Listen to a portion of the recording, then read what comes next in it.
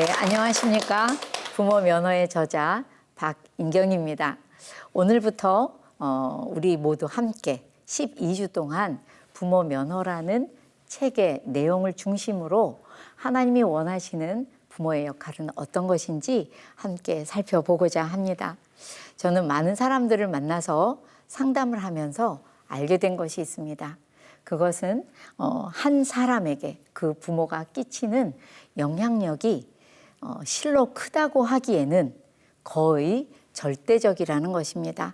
정말 그래서 자녀가 어렸을 때 부모에게로부터 받은 영향력, 그 영향력이 좋은 것이든 아니면 나쁜 것이든지 간에 그 부모의 영향력으로 자녀의 생애의 대부분을 살아간다고 할 수 있습니다. 그런데 이렇게 중요한 부모의 역할을 가르치는 것이 극히 드뭅니다. 그러다 보니까 많은 부모님들이 어쩌다 보니 이것을 배워야 한다는 생각을 해보지 못하신 채로 아무 준비 없이 그렇게 자녀들을 낳고 또 기르게 되는 것을 봅니다. 그런데 특히 크리스찬 부모들은 세상의 부모들보다 더 전략적이어야 합니다. 굉장히 중요한 것이 있죠.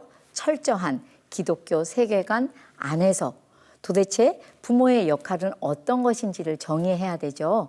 그 말을 다르게 표현하면 하나님의 말씀 안에서 부모의 역할은 무엇이라고 정의하고 있는지를 찾아내야 되고요.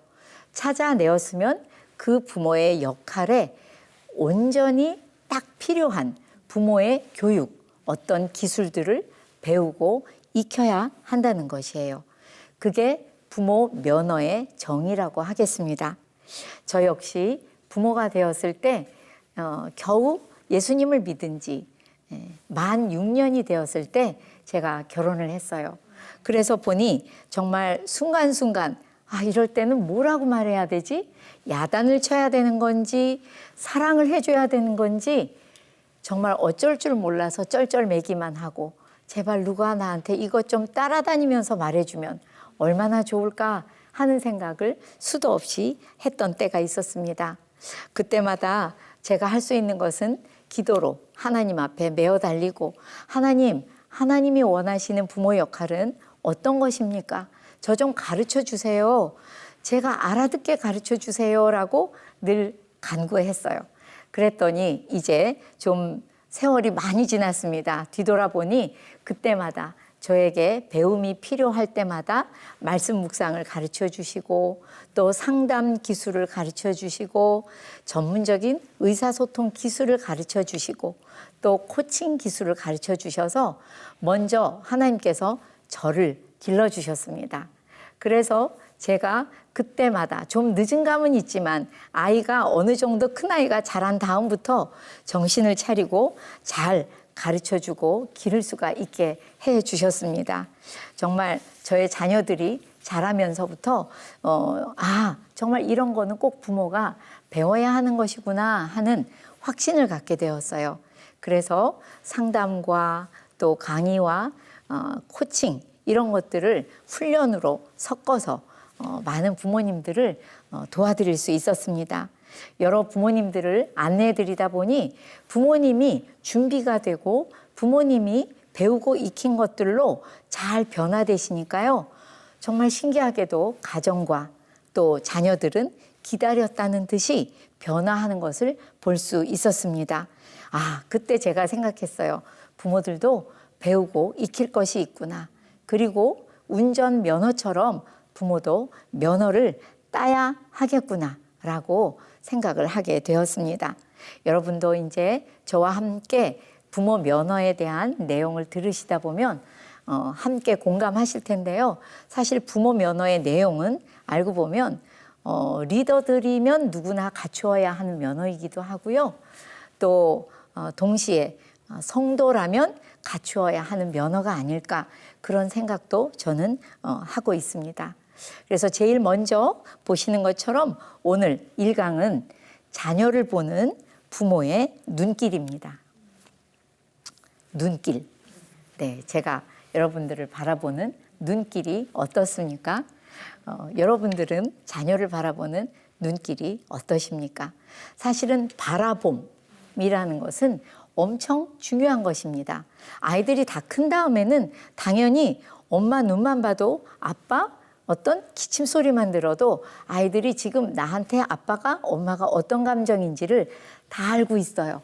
그런데 심지어 영유아 아주 갓난아기들도 알고 보면 자신을 바라보는 부모의 눈길을 통해서 참 많은 것을 알아차린다고 합니다. 정말 그래서 아이들을 바라보면서 그 갓난아기를 바라보고 부모가 정말 따뜻하게 웃어주고 또 아주 따뜻한 말로 이야기해주고 알맞은 케어를 해줄 때 아이들은 이렇게 생각한다고 해요. 내가 우리 엄마 아빠를 이렇게 행복하게 해주는 사람이구나. 내가 그럴 만한 사람이구나. 이렇게 자기를 정의해 간다고 해요. 그러니까 반대로 그 아이 때문에 화가 난 게 아님에도 불구하고 부모의 표정이 매우 딱딱하고 말이 별로 없고 또 제대로 된 케어를 그때그때 해주지 못하거나 반대로 너무 집착하고 자녀에게 어쩔 줄 몰라 하며 그 아이에게 모든 것을 쏟아붓고 아이만 바라보고 있으면 그러니까 많이 부족한 관심이나 지나친 관심 이런 것들을 통해서는 아이들이 나는 우리 엄마 아빠를 웃게 할 수 있는 사람이 아니야. 난 그럴 능력이 없어. 이렇게 자기를 정의해 간다고 합니다. 정말 그 아이들이 뭘 알까 싶은데도 그 어릴 때부터 부모가 바라보는 눈길을 통해서 그 아이는 자신은 어떤 사람이구나라고 느끼는 다시 말해서 부모가 자신의 거울이 돼서 부모의 표정을 볼 때마다 부모의 눈길을 볼 때마다 난 이런 사람이구나라고 정의해 간다고 하는 것이죠. 그런데 제가 어머님들, 아버님들을 학교에 가서 많이 뵐 때가 있어요. 그러니까 교회에서도 많이 뵙지만 학교에 가면 더 많은 분들이 오시거든요. 근데 어머님들이 이런 말씀을 하실 때가 있어요. 선생님, 저는 왜 그렇게 제 아이의 단점만 보일까요? 그냥 너무 단점만 보여서 화를 주체를 못 하겠어요. 그래서 아무리 그러지 말아야지 하고 갔다가도 집에 가면 그냥 문을 열면서부터 화를 내기 시작한다는 거예요. 제가 그 얘기를 듣고 가슴이 철렁 내려앉았어요. 그러면 1년은 365일인데 매일 엄마가 문 열고 들어갈 때마다 화를 내시면 얼마나 많은 화를 내실까? 어떻게 그렇게 단점이 자꾸만 보이시는 걸까? 근데 어쩌다 이런 분이 계신 게 아니고요. 부모님들이 거의 다 이런 얘기를 하세요. 그러니까 부모님들은 뵈면요. 내 아이는요. 장점은 당연하고 단점은 훨씬 두드러져 보여서 내가 고쳐주지 않으면 절대 안 될 것 같은 그런 마음들이 있으시죠. 도대체 왜 그런 걸까요? 왜 그럴까요? 너무 당연한 걸까요? 특별히 한국의 부모님들이 좀 더 그러신 것 같습니다. 그런데 결론부터 말씀드리면요. 한국의 부모님들은 내 아이가 4살이나 5살이 돼서 유치원이나 영어 유치원만 가도 나는 학부모다라고 생각을 하세요. 그러니까 내가 학부모다라고 생각하는 이것 때문에 자녀의 단점이 더 도드라져 보인다는 것을 저는 알게 됐어요. 제가 여러분께 부모와 학부모의 역할의 관계가 어떠냐 하는 것을 한번 그림으로 그려보았습니다. 여기서 보면 바깥에 큰 원이 부모의 역할이고요. 그 안에 작은 원이 학부모의 역할입니다. 부모의 역할은 굉장히 광범위하고 다양합니다. 그래서 예를 들면 아이가 응애하고 태어났으면 아이가 완전한 무능력한 상태이기 때문에 먹여야죠, 입혀야죠, 씻겨야죠. 할 일이 너무 많아요. 근데 너무 힘든 그 시간을 통하여서 아이들은 아까도 말씀드린 것처럼 우리 엄마가 날 보고 웃는 거 보니까 나는 굉장히 능력이 있구나. 되게 누군가를 행복하게 해주는 그런 사람이야 라고 생각을 하는 그때는 부모는 양육자의 역할이에요. 이 양육자의 역할이 애들이 누워서 잠자는 시간도 많고 하다 보니까 중요하지 않다고 생각하는 분들도 많은데요. 그때가 어떻게 보면 자녀의 모든 발달 과정 중에서 가장 부모로부터 많은 것을 받아들이는 때예요. 인풋이라고 하죠. 계속 받아들이죠.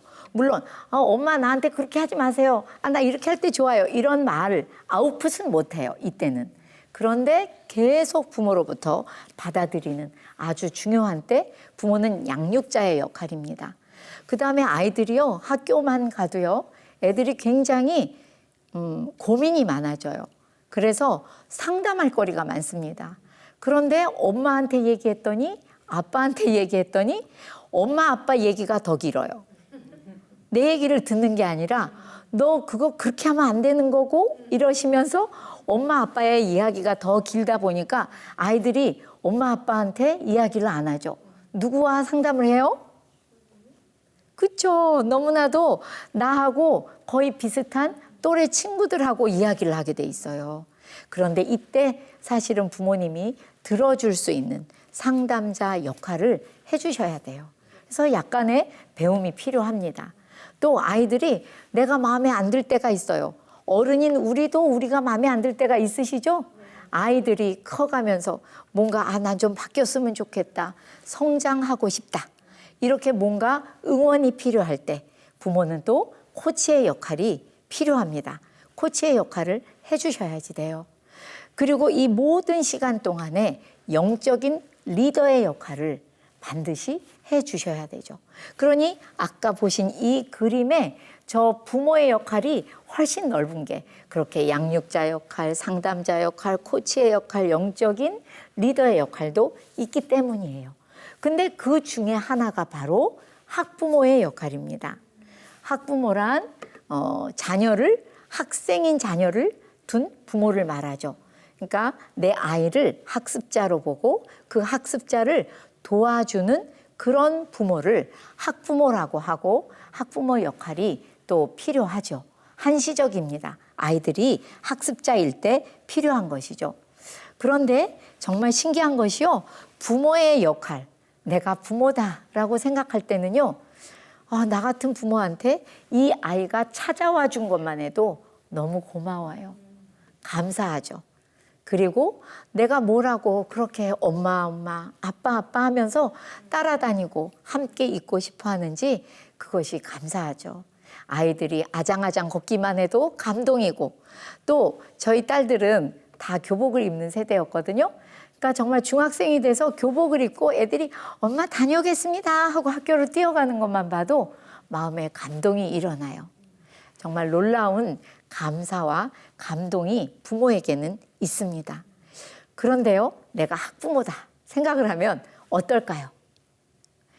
야, 내가 번 돈, 네 아빠가 번 돈 다 갖다 너한테 쏟아도 너 왜 이거밖에 안 해? 왜? 뭐야? 지금 이 시간까지 어디서 놀다 들어왔어? 감사가 아니라 감시하게 되고 감동이 아니라 질책하게 되는 정말 신기한 일이 벌어집니다. 그래서 저는 늘 말씀드려요. 내가 학부모다 생각하면 아마도 자녀의 단점이, 자녀의 조그마한 약점이 아주 크게 보일 거라고 말씀드립니다. 우리는 학부모이기 전에 부모입니다.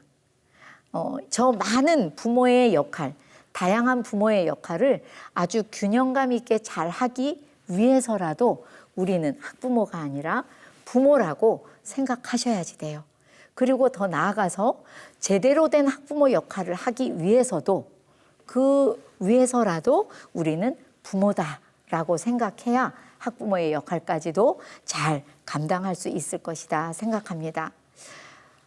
그러니까 우리는 부모여야 되겠죠. 네. 근데 정말 많은 부모님들을 만나면 다 나는 학부모라고 이야기하세요. 그리고 제가 어디에 강의를 가면 뒤에다가 다 학부모 연수 이렇게 써놓으시거든요. 그럼 제가 생각하죠.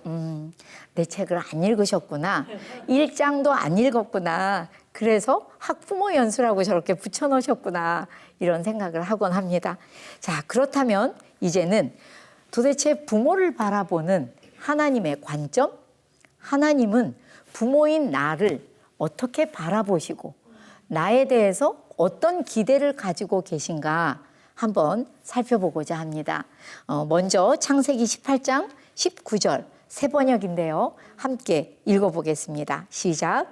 내가 아브라함을 선택한 것은 그가 자식들과 자손을 잘 가르쳐서 나에게 순종하게 하고 옳고 바른 일을 하도록 가르치라는 뜻에서 한 것이다. 그의 자손이 아브라함에게 배운 대로 하면 나는 아브라함에게 약속한 대로 다 이루어 주겠다. 아멘. 창세기 18장 19절 이 말씀은 요 바로 전에 사라에게 하나님께서 내년에 너에게 아들이 있을 거다.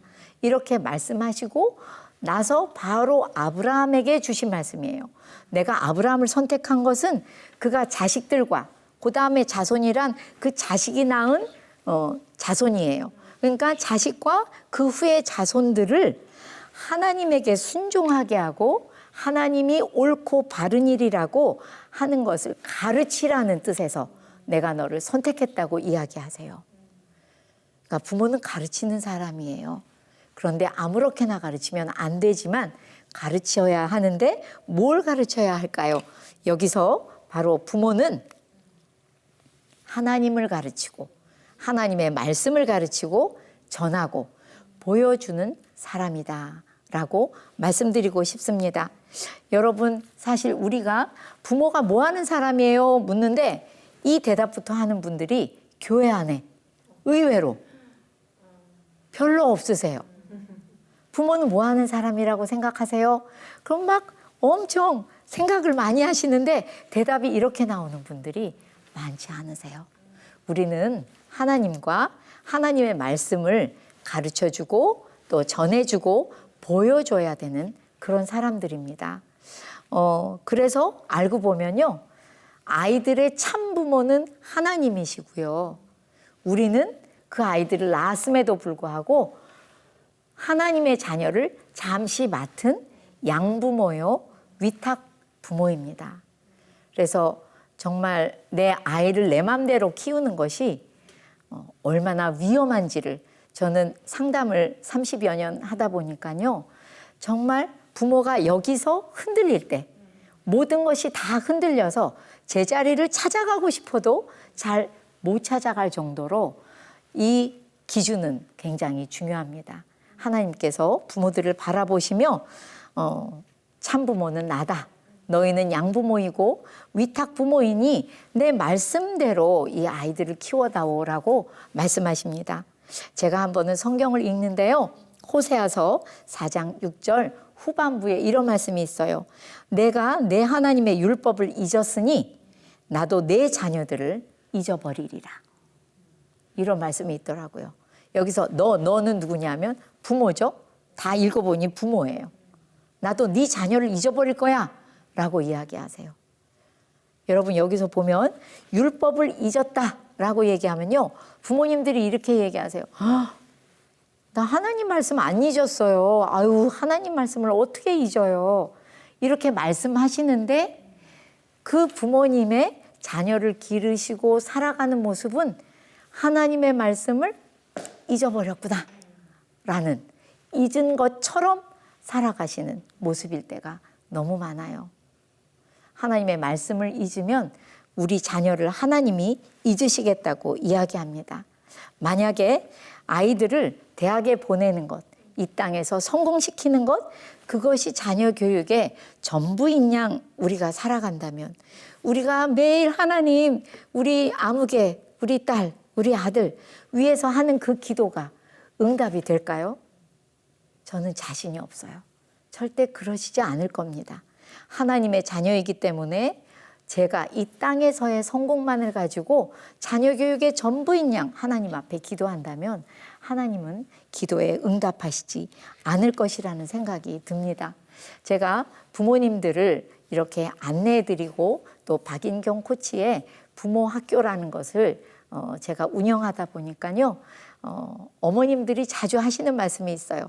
아빠도 그런 말씀을 하신 분이 한 분 계신데요.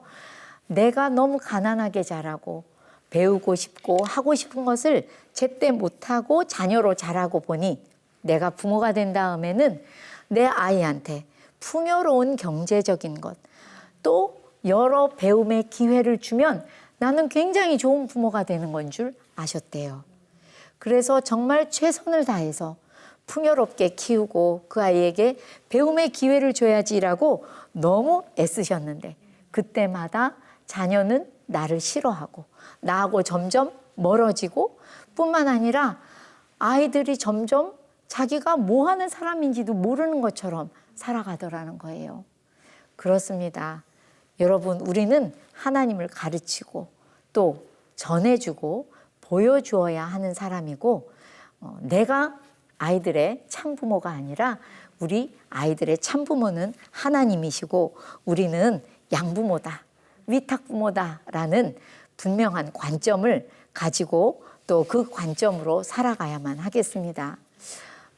이런 어떤 관점의 회복과 함께 우리 자녀들은 하나님이 뭐라고 바라보시고 너희들의 자녀는 어떤 아이들이다라고 바라보시는지 그 관점과 우리 자녀들에게 뭘 기대하시는지 한번 말씀으로 또 살펴보고자 합니다. 예레미야 1장 5절이고요. 새 번역입니다. 같이 한번 읽어보실까요? 시작. 내가 너를 모태에서 짓기도 전에 너를 선택하고 내가 태어나기도 전에 너를 거룩하게 구별해서 뭇 민족에게 보낼 예언자로 세웠다. 아멘. 예레미야 1장 5절 말씀입니다. 네, 분명히 예레미야에게 주신 말씀이에요. 그런데 예레미야만을 위해서 주신 말씀은 아닙니다. 우리 모두에게 주신 말씀이에요. 얘들아, 너희들과 너희 자녀들은 모두 뱃속에서 지어지기도 전에 내가 선택했어. 그리고 태어나기도 전에 내가 거룩하게 구별했다. 왠 줄 알아? 이 땅에 태어났을 때 어떠한 일에 세우기 위해서 내가 거룩하게 구별했다고 말씀하세요.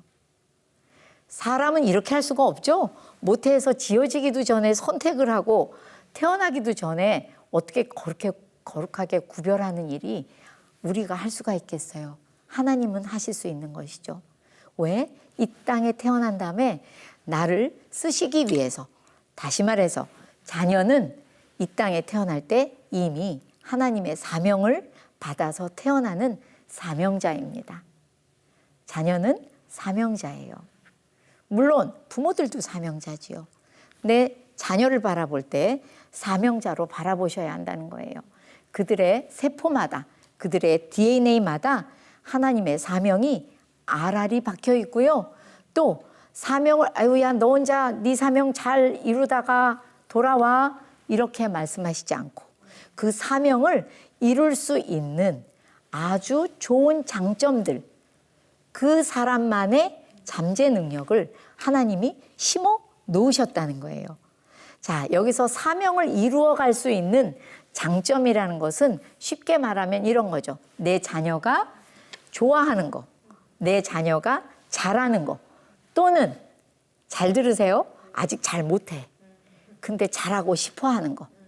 영 못하는 일을 낑낑대면서 계속 하고 있어요. 그러면 보통은 부모님들이 뭐라고 하시죠? 야, 너 그거 잘 하지도 못하는 걸 뭘 그렇게 계속하고 있니? 이렇게 얘기하시지만 사실은 그게 정말 그 아이의 관심과 열정이 있는 하나님이 주신 정말 장점이에요. 잘 하지도 못하는데 시간과 열정을 들인다는 것이 정말 그 아이의 장점이요, 잠재 능력이지요. 우리 자녀들에게 사명자라고 하나님은 말씀하시고 그 사명을 이룰 장점을 주셨다는 것을 믿고 그 다음에는 하나님의 눈으로 우리 아이들을 관찰해야 돼요. 보세요. 아까 학부모일 때는 어땠어요?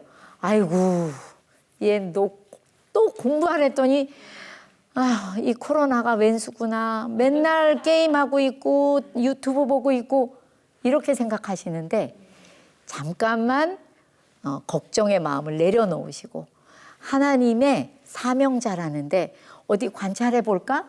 얘는 어떤 좋은 점을 가지고 태어나서 그걸로 사명을 이룰까? 자꾸만 알아가셔야 돼요. 여러분들은 아니 내 자녀 내가 알지 누가 알아요? 이렇게 말씀하시지만 제가 상담해 보면 항상 듣는 말이 있습니다. 저를 제일 모르는 사람이 저희 엄마 아빠세요 라고 이야기하세요.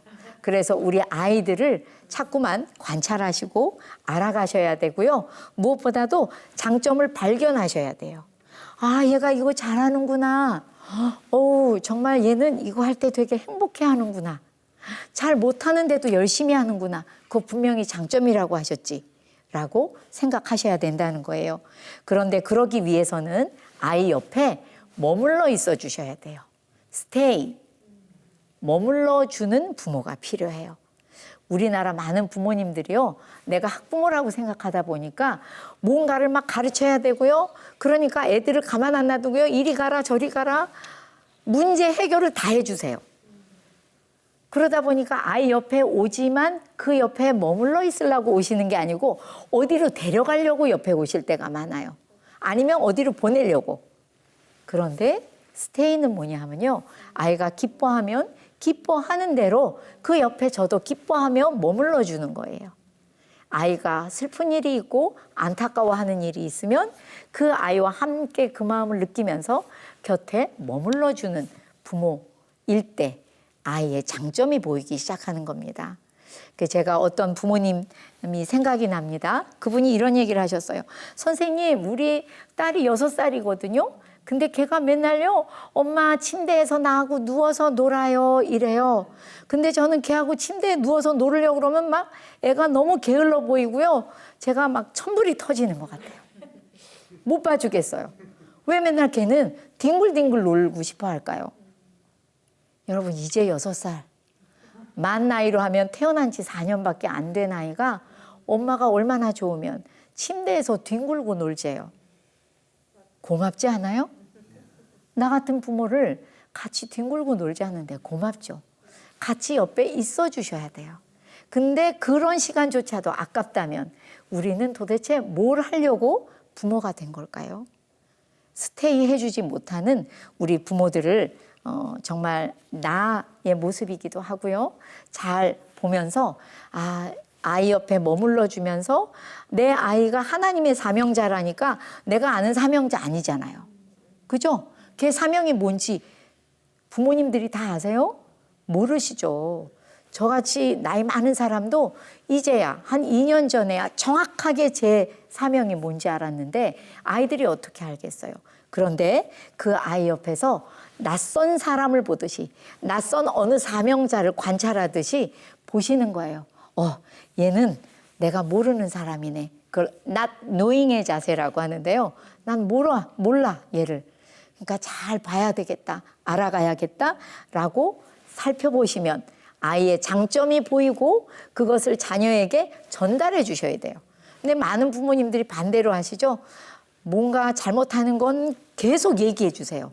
막 또 쫓아가서 너 이거 이렇게 하라는데 또 이렇게 했어? 막 이러면서 얘기하시는데 장점을 봤을 때는 어떻게 하세요? 제가 알아요. 속으로 생각해. 아쿠, 웬일이야. 저건 또 잘하네. 근데 말은 안 해주세요. 근데 여러분 이제 반대로 하셔야 돼요. 그 아이가 잘하는 것은 꼭 전달해 주셔야지 돼요. 표현해 주셔야 합니다.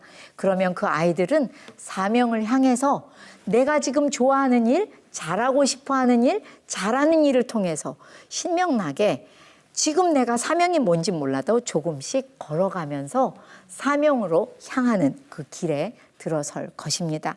네, 박인경 코치의 부모학교 2학기를 수료하는 어떤 어머님의 얘기예요. 제가 이 얘기 듣다가 저도 울컥했는데요. 선생님, 저는 제 아이를 볼 때요. 항상 너는 내 계획대로 자라야 돼. 너는 내 계획대로 자라야만 돼. 라는 생각과 말을 했던 것 같다고 해요. 그게 너무 강했답니다. 사실 이게 강하지 않은 부모님들을 저는 극히 만나보기가 어려워요. 그런데 이렇게 생각하는데 딸은 엄마 나는 노래가 하고 싶어요. 그랬다가 또 안 되면 난 김연아처럼 저렇게 피겨 하고 싶어요. 막 이랬다가 엄마가 볼 때는 쟤가 왜 저러지 도대체? 자기가 공부도 못하는 것도 아닌데 뭘 이걸 하겠다고 했다가 저걸 하겠다고 했다가 그런데 그게 다들 사람 앞에서 막 하는 거고 쟤는 왜 저러는 거지? 나 쟤가 너무 걱정돼. 이렇게 생각을 했다는 거예요. 그런데 부모 학교를 끝나갈 때 이분이 깨달으셨어요. 얘는 다른 사람 앞에서 자신을 보여주고 싶어 하는 아이구나. 그렇구나. 노래하는 것도 뭐 스케이트를 타면서 사람들이 다 나를 보게 하는 것도 뭔가 내가 보여주고 싶고 자신을. 그 다음에 사람들이 잘한다. 예쁘다. 이런 말을 듣고 싶어 하는 아이구나. 라는 것을 알게 되셨대요. 참 다행이죠. 네. 그런데 이분이 그것을 알게 된 다음에 이제 어린 아이 때부터 이때가 아이가 한 중3 정도 되었을 때인데요. 어려서부터를 돌이켜 생각해 보니까 초등학교 때도 뮤지컬 무대에 섰을 때 아이가 너무너무 행복해 하더라는 거예요. 저렇게 행복할 수가 있나 할 정도로 그렇게 행복해 했다고 합니다. 네. 그런데 자기 자신을 부모님이 부모 자신을 생각해 보니 나는 조용하게 사는 걸 좋아하고 사람들 앞에 드러나지 않는 것 그걸 너무 좋아하는 사람이라는 것도 알게 되셨대요. 그래서 자기 생각에 얘가 하고 싶은 모든 것이 마땅치 않았던 거죠. 왜 너는 그딴 걸 하고 싶어 해? 그거 좋은 거 아니야. 그거 안 좋아. 창피하지도 않냐? 막 이런 생각을 하셨대요. 그런데 엄마가 자녀를 이해하려고 하지 않았다는 것을 알고 나니까 돌이켜 생각해 보니 딸이 엄마를 맞추려고 너무 고생했겠다는 생각이 들더라는 거예요. 그래서 얘가 그렇게 불행해 보였구나. 얘가 그래서 요새 자꾸만 내 앞에 와서 눈물을 보였구나 하는 것을 알게 되셨다고 저한테 말씀해 주셨어요. 그러면서 정말 내가 더 자녀를 알고 싶다고 얘기하셨고요. 맞아요. 하나님이 제일 좋아하시는 거예요. 부모들이요. 나의 사명자인 자녀를 얼마나 아냐. 좀 자세히 알고 싶어 해라. 다 알고 있다고 생각하지 말고. 그런데 바로 이 어머님이 자녀를 더 알고 싶다고 생각하게 되셨고 또 자녀에게 자신을 더 알게 해주고 싶었대요. 그 귀한 말씀을 해주셔서 저희가 수료하는 날 숙연해졌던 그런 기억이 납니다. 이렇게 해주고 나면요. 아이들은 어떤 변화가 일어나냐면요. 옛날에는 시시콜콜 엄마가 넌 왜 그렇게 해? 그거 안 좋은 건데 너 정말 이상해. 너는 왜 그러니? 이런 얘기들을 계속 하기 때문에 나는 뭔가 잘못된 아이구나 라고 생각을 하고 자랐을 거예요. 제가 상담해 보면 늘 이랬었다고 이야기하는 분들이 많아요. 그런데 엄마가 날더러 너는 내가 여태껏 너에게 나같이 자라라고 그렇게 강요한 거야. 나는 이렇게 사람 앞에 나가는 게 싫은데 너는 자꾸만 사람 앞에 나가고 싶어 하는 너를 내가 이해하지 못했었어. 그게 너의 장점이었던 걸 내가 몰랐다. 하나님이 주신 점인데 내가 몰랐구나 라고 이야기를 하고 나면 제가 아직 수료하신 지 얼마 안 됐기 때문에 이 따님과 이야기해보지 않았지만 분명히 이 자녀는 뭔가 엄마가 다 안 된다고 할 때는요 아무거나 막 질러보고 싶어요. 이것도 한번 해볼까? 엄마가 안 된다고 나 그럼 저거 하고 싶어. 저것도 안 해. 그럼 저걸 할래. 뭐 막 떠올려서 얘기했었지만 도리어 엄마가 차분하게 이게 너의 장점이라고 이야기하면 아이도 차분해져요. 그러면서 내가 잘못된 아이가 아니구나.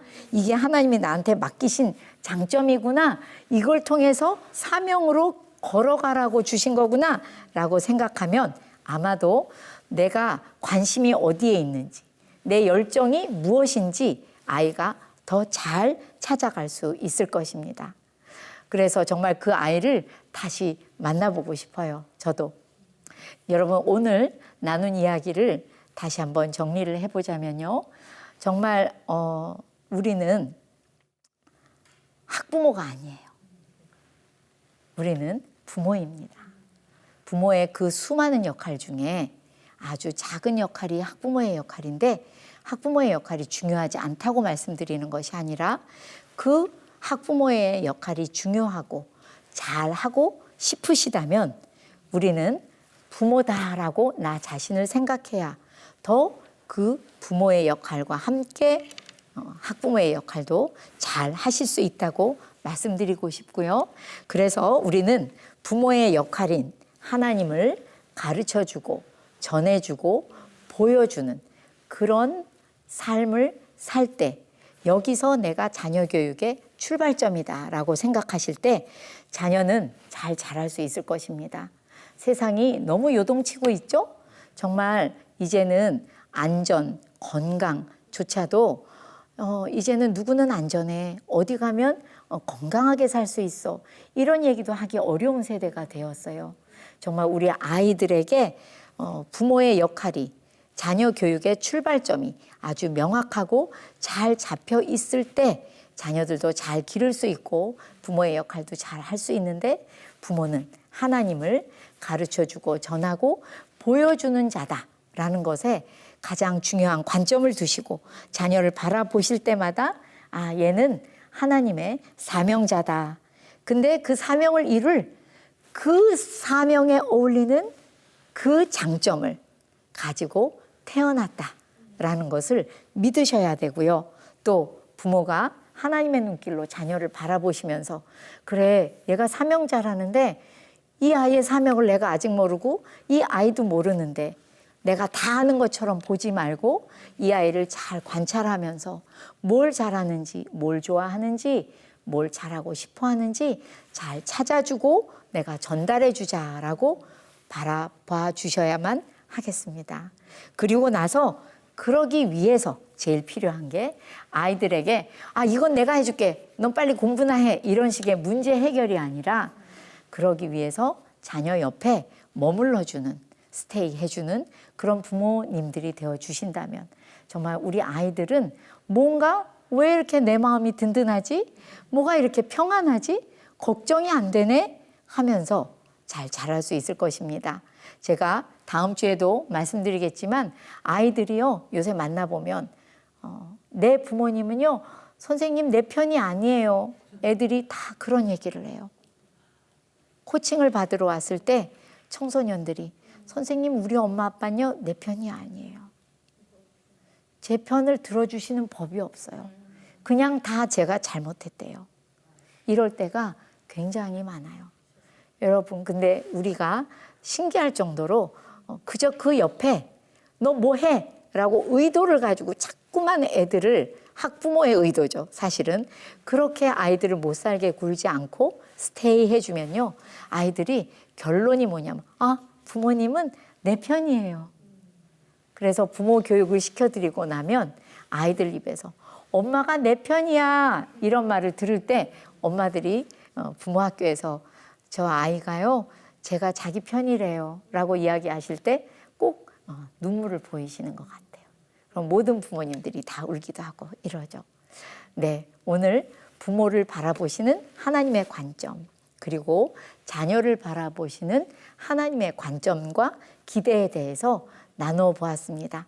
다음 주에는 또 그러기 위해서는 어떤 것이 필요한지 나누어 보기로 하고요.